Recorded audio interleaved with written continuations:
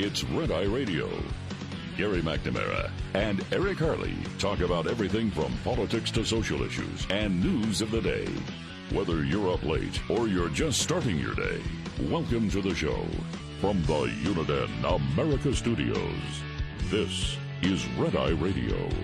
All across America and around the planet, we are Red Eye Radio. He is Eric Harley, and I'm Gary McNamara. Good morning. All right. What? Last hour of the week, let's clean off the desk. Okay. Stories we didn't get to. All right. What do you got? On Wednesday's Fox News with Laura Ingraham, New York City Councilman Robert Holden, a Democrat, said that Homeland Security Secretary Mayorkas is lying when he says the border is not open, and stated that Joe Biden is asleep at the wheel. The whole administration does not care about the fact that we are dealing with migrant issues in New York City. Holden said, remember, a Democrat, we haven't heard any plan. It's absurd. Just let in 100,000 migrants, foreign nationals, unvetted foreign nationals to New York City and say, here, take them. Mm-hmm. We'll have to spend $8 million a day in New York City. And again, we haven't heard a plan from the administration. Joe Biden is asleep at the wheel. The whole administration is. Well, with all due respect to the Democrat, who I have not seen ever complain about this before. Yeah. With all due respect, and I do hate name calling, you're an idiot. Yeah. This is the plan. Yep.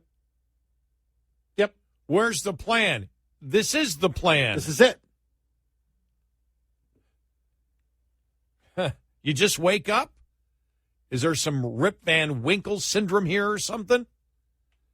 This is the plan. You just let him in, and local communities must pick up the burden. How do we know?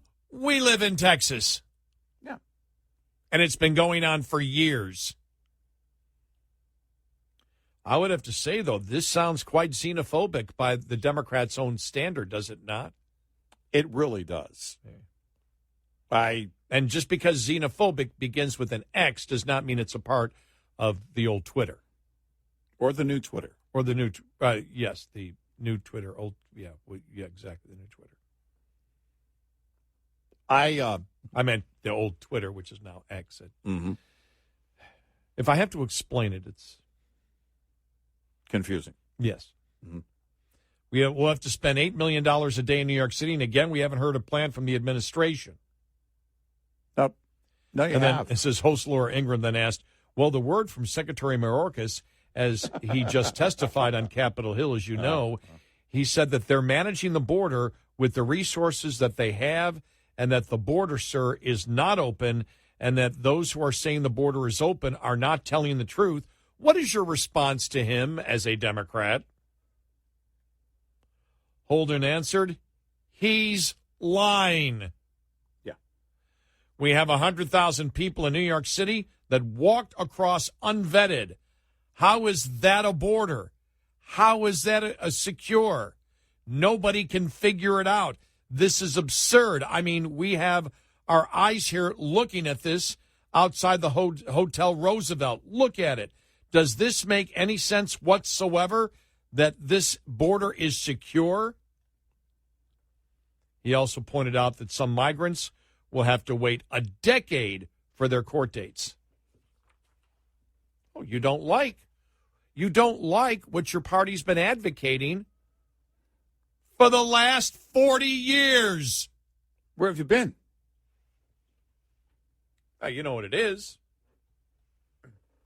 Finally ended up in the problem ended up in your backyard. No longer the abstract conversation, it's reality. No, reality. Oh. Which everything is hitting these days. Yep. That's a problem Democrats are having. Everything used to be an abstract concept. Now it's hitting your city. Yep. Inflation. What are we going to do about this? When inflation started, Democrats were all supporting the president. Oh, there's no inflation coming. Oh, look, it's transitory. Look, that was the best one though. Mm-hmm. Look, inflation is good. It shows that people are spending money. Yeah. Yeah. Yeah, it's That means people are spending more money on fewer things. Well, they're spending it because they got the government money that. Well, back then, yes. that was borrowed, and that is borrowed money, and now we see how much more we're paying. I've got to check I haven't checked a Treasury bill, see what the interest rate is on a 6-month Treasury bill lately. Yeah, just because I say that not because I plan on buying one today. But just to see how much inflation is affecting the financing of our debt. So, 6-month Treasury bill 5.5% right now. Wow. So, yeah. Yep. Well, with the Fitch downgrade the other day, everybody was losing their mind. Well, what that? Inevitably, it doesn't really matter what necessarily. It does matter what Fitch says in downgrading, but they're not the cause of things that are coming. They're an indication. No, This is a result of things that already are.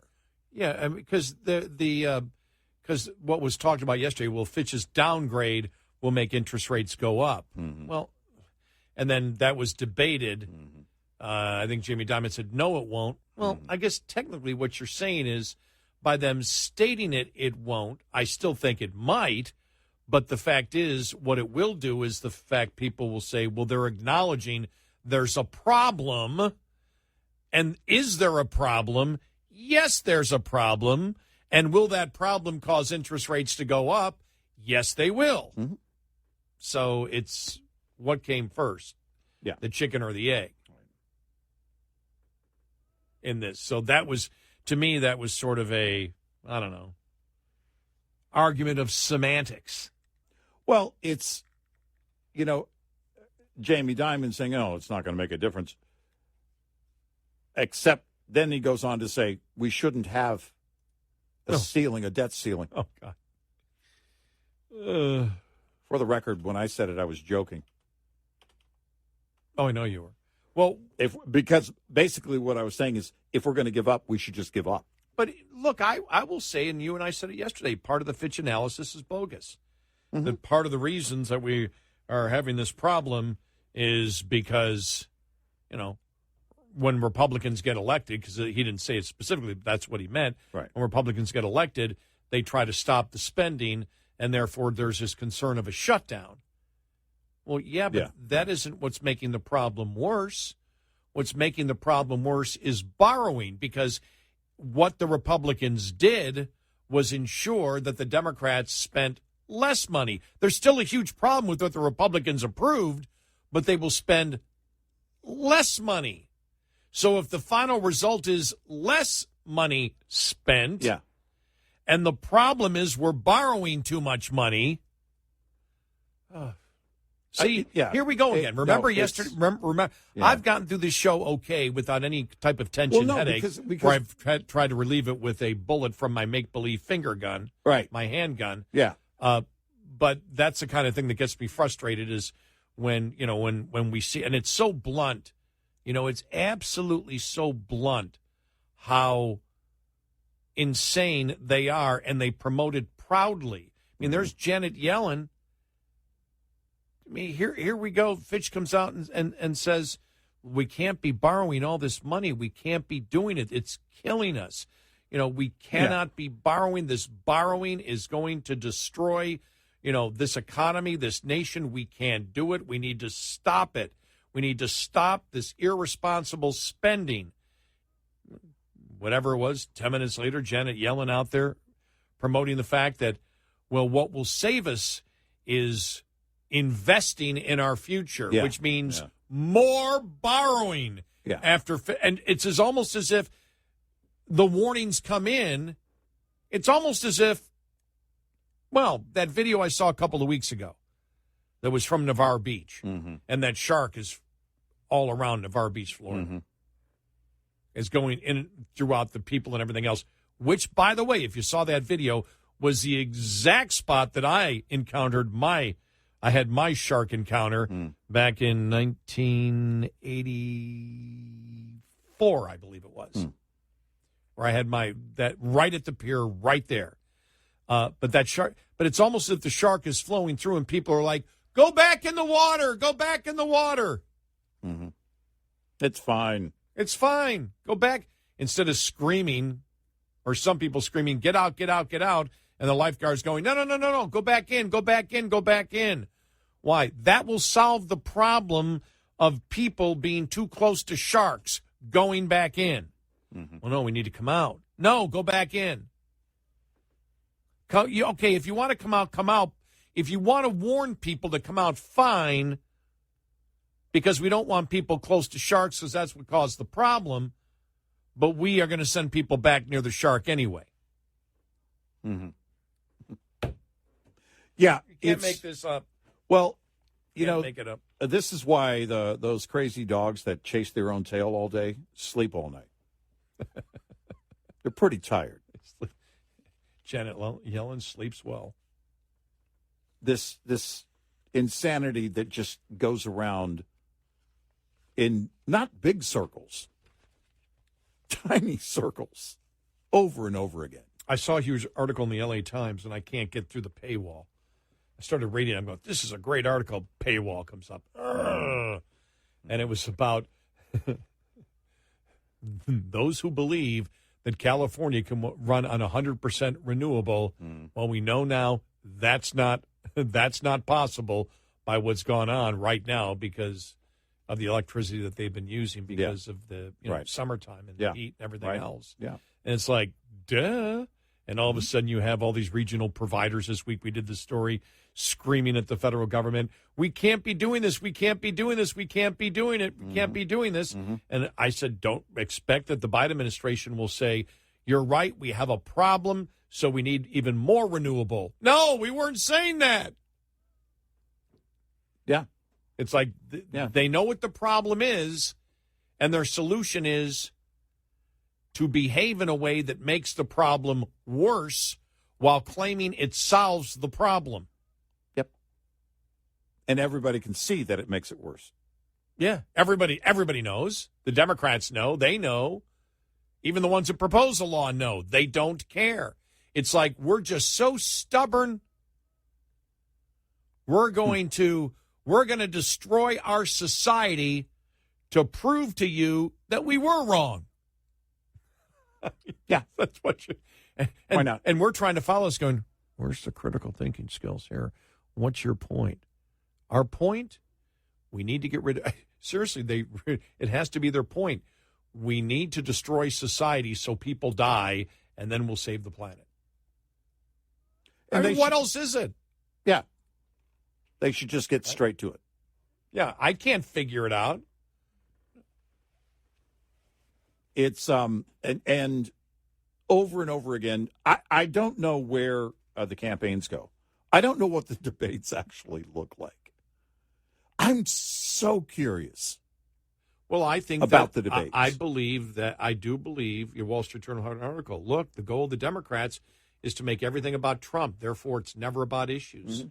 They don't want anything to be about the actual issues that Americans face.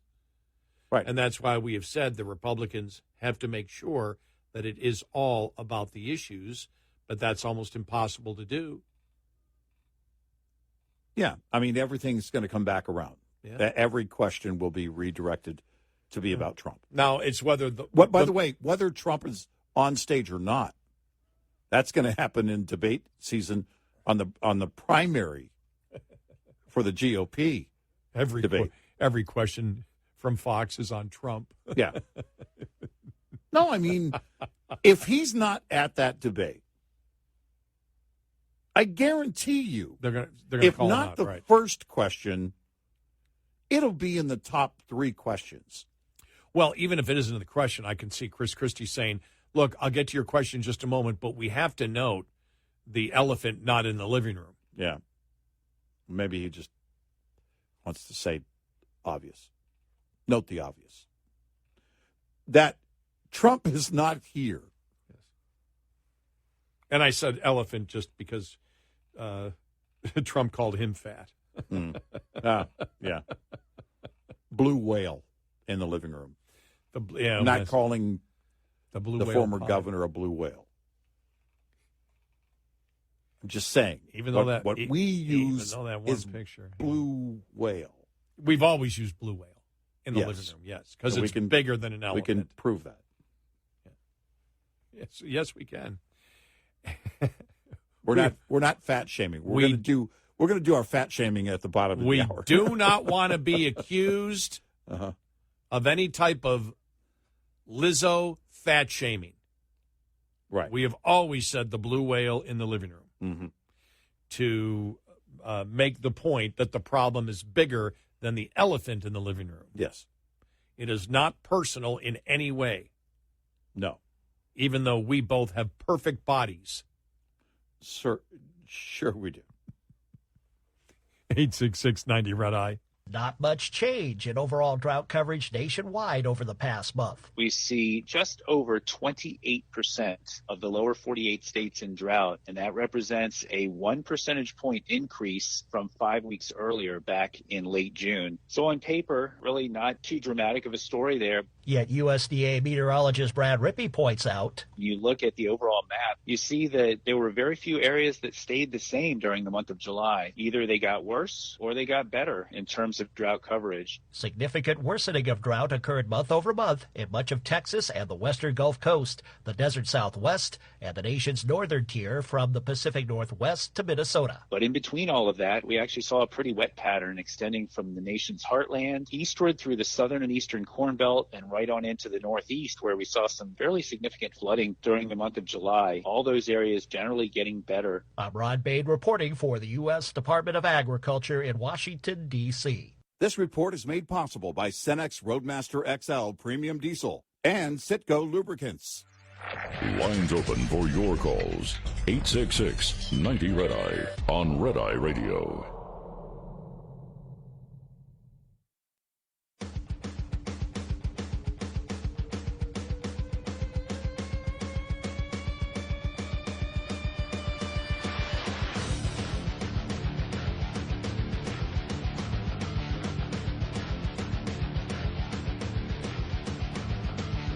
It's Red Eye Radio.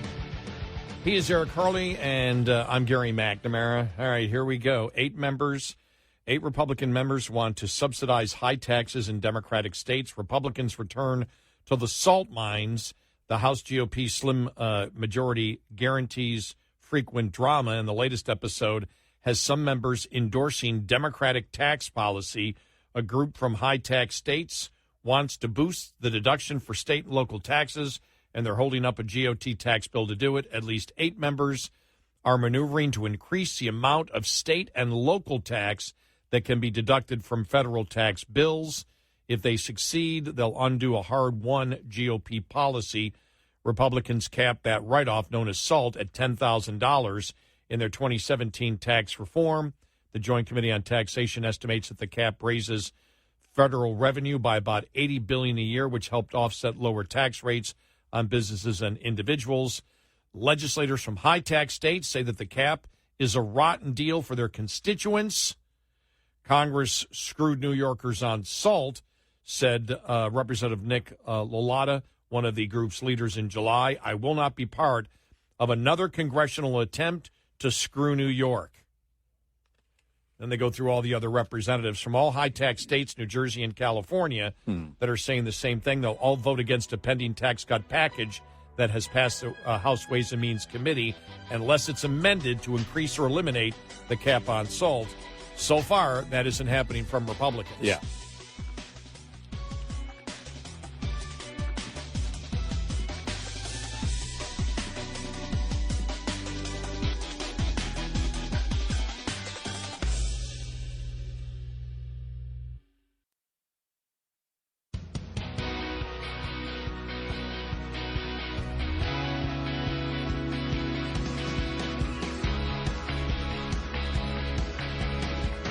You're listening to Red Eye Radio. from the Uniden America Studios.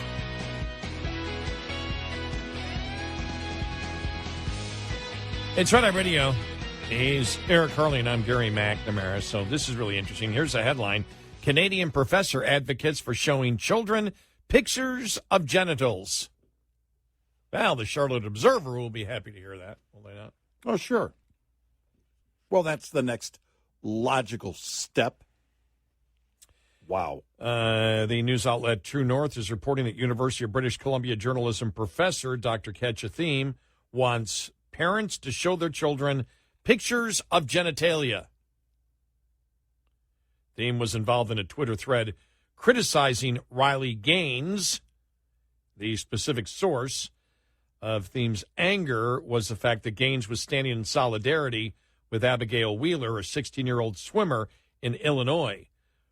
Wheeler was accused of hate speech because she objected to having a man in the women's locker room at the YMCA.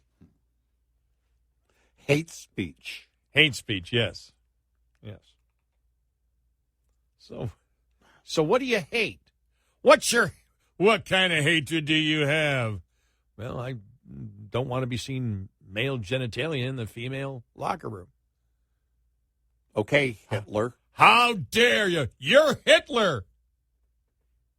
You're a woman, and you don't want to see male genitalia flapping all over the place in your locker room? You filthy hate-mongerer, Hitler, Mussolini, Trump. I had to throw in Trump. Right. And you had to throw in flapping.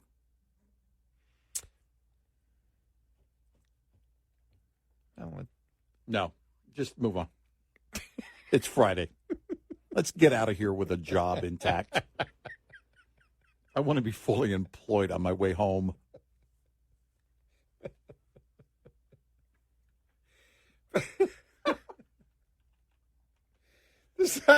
Yeah. I was just giving it adjective to help with the theater of the mind. Hey, how about that Biden, huh? He's a piece of work. Which one? All of them.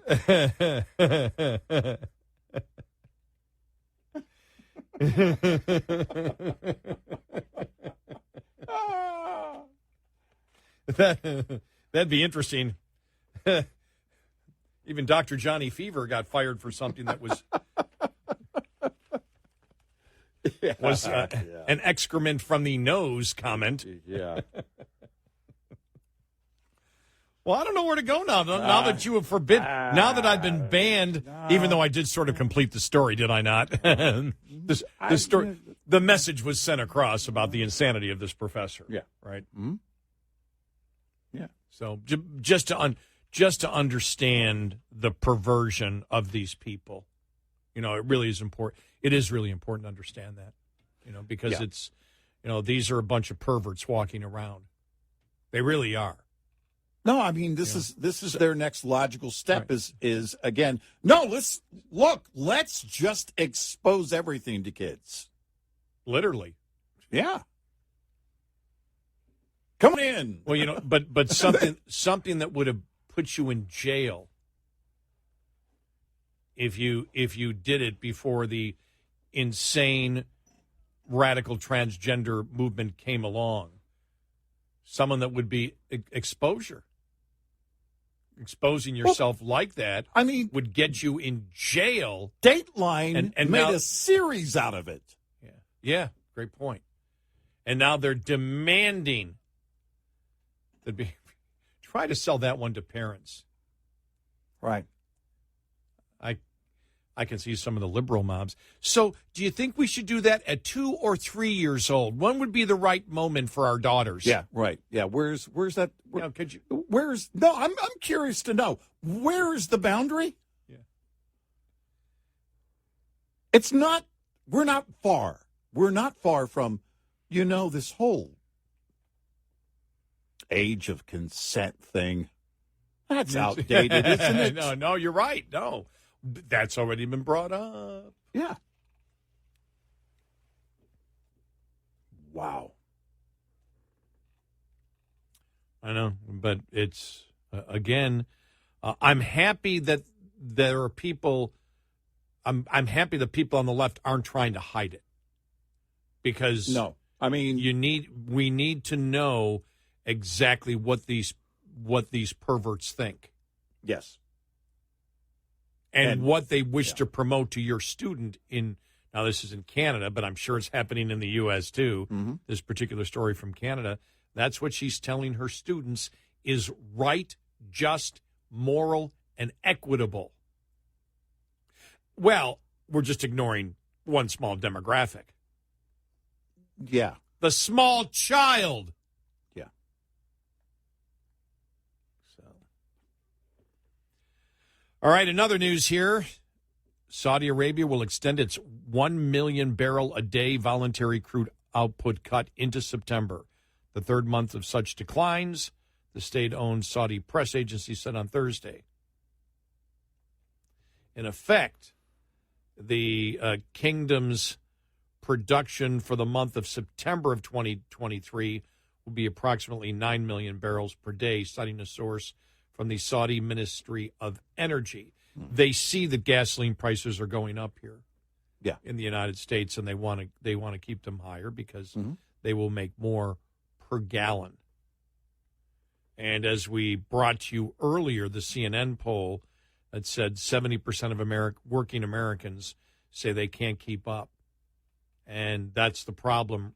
The problem that Biden has right now and the Democrats have right now is gasoline prices are now going, as other countries are rebounding, and the United States has chosen not to do everything we can to make cheap, affordable energy available to everyone in this country and be able to have a huge impact on the world oil market.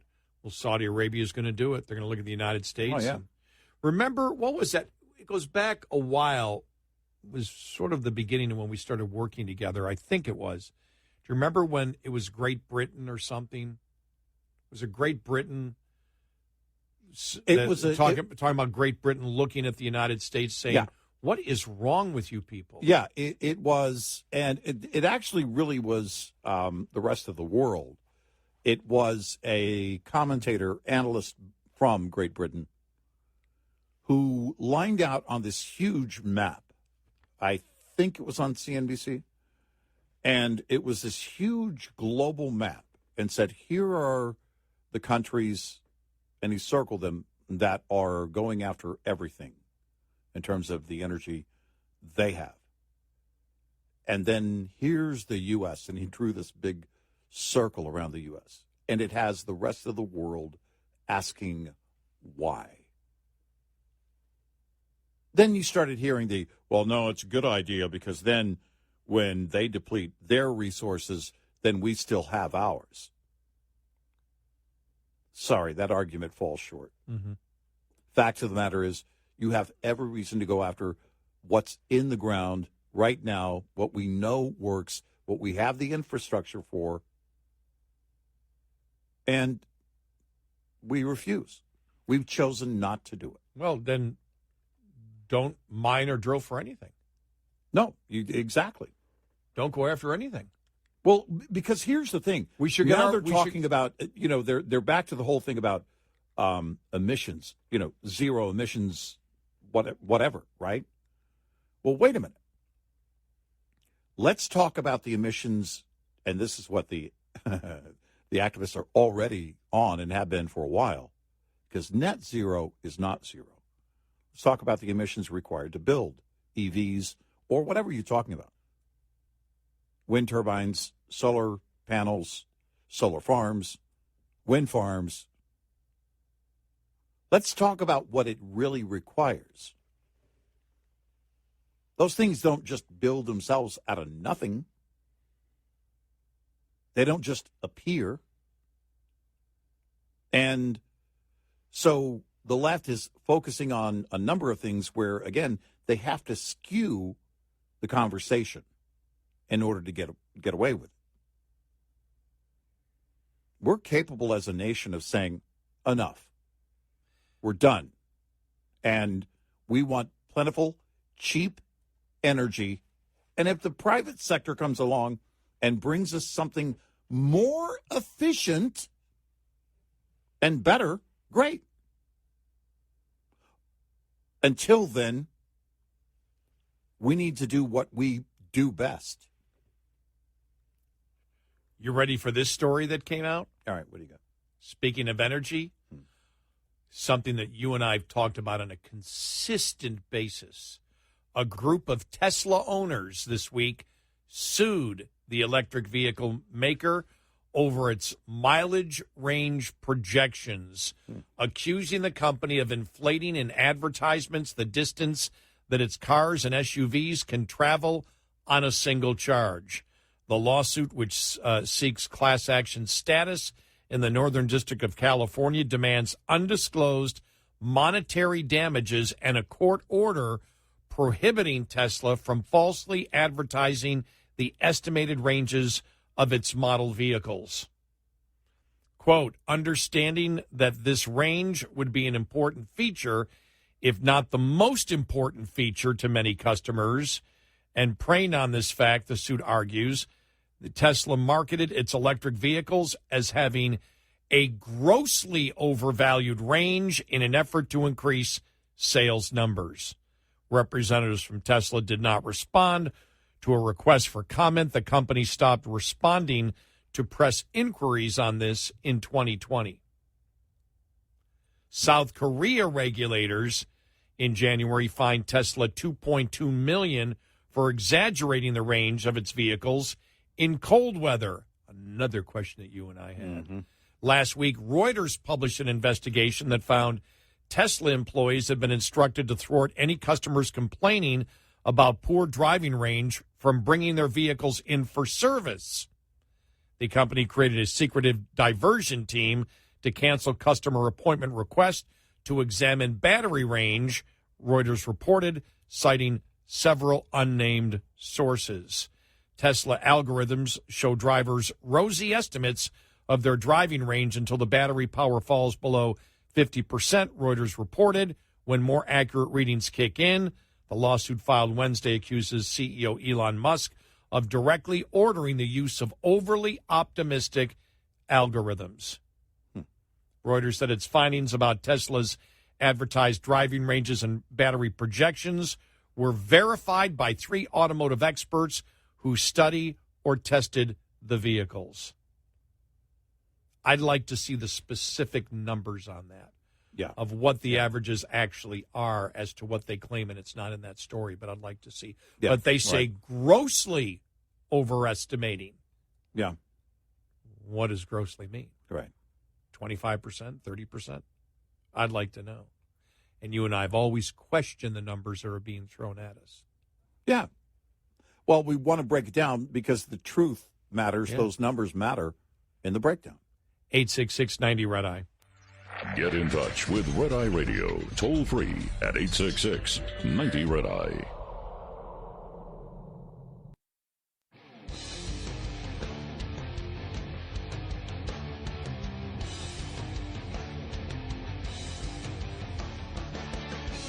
It's Red Eye Radio. He's Eric Harley, and I'm Gary McNamara.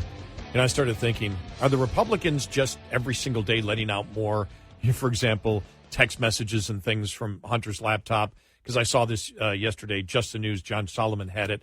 Text messages provided to the FBI show that the Chinese energy conglomerate that struck a controversial deal in 2017 with Hunter Biden began its pursuit of a relationship with the future first family back in late 2015 when Joe Biden was still vice president, hoping to seize on the name of one of America's most famous political dynasties to provide cover for its ambitious plan to buy up energy assets inside the United States.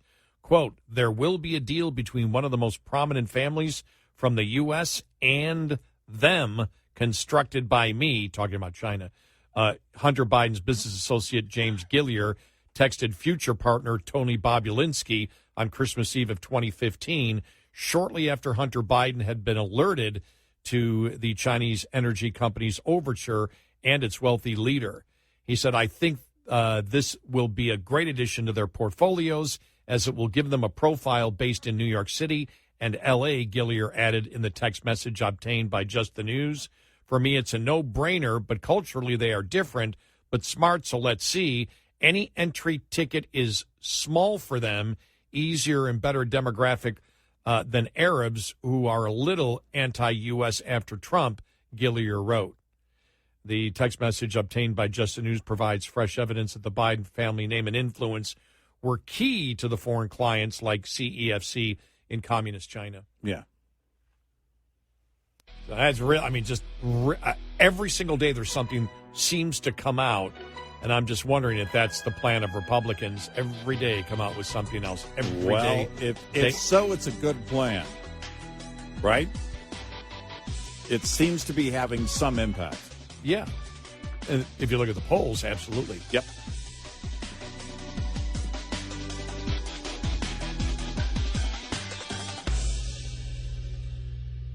This is Red Eye Radio on Westwood One.